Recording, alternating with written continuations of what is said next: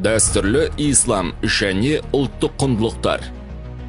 Қазақ халқының ғасырлар бойы қалыптасқан рухани мәдени өмірінде ислам діні мен ұлттық құндылықтар өзара тығыз байланыста дамып келеді. Ата-бабаларымыз ұстанған дәстүрлі ислам жолы Ханафи мазхабы мен Матруди сенім мектебіне негізделген. Төзімділікке, білімге, бейбітшілікке үндейтін рухани жол.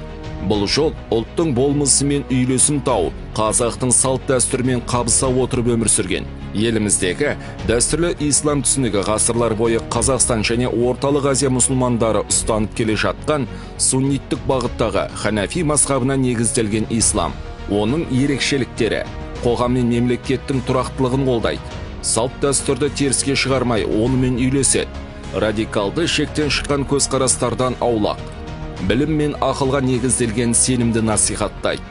Қазақ халқы ислам дінін қабылдағалы бері өз дәстүрі мен дінін бөліп жармаған.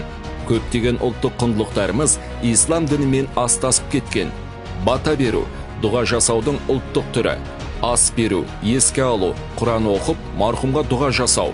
Сәлемдесу, үлкенге құрмет, пайғамбар сүннетіне сай әрекет. Қонақжайлық, бауырмалдық исламдағы кең пейілділікпен сәйкеседі. Жет ата, некелесу ережелері шариғат талаптарымен ұштасады. Ұлттық құндылықтарды сақтау діни сауаттылықтың белгісі. Дәстүрлі ислам отан сүйгіштікке, ұрпақ тәрбиесіне, үлкенге құрмет көрсетуге, кішіге қамқор болуға шақырады. Сондықтан өз дінін дұрыс түсінген адам өз ұлтына да, отанына да адал болады. Діни сауатты адам ешқашан ұлттық бірлікті бұзбайды. Дәстүрін сыйлаған адам дінін де құрметтейді. Сондықтан бүгінгі ұрпақ бұл мұраны әрі қарай дамытып, діни фанатизм мен жат ағымдарға қарсы тұру үшін дәстүрлі бағытты ұстануы керек. Ұлт пен дін бөлінбес рухани байлық.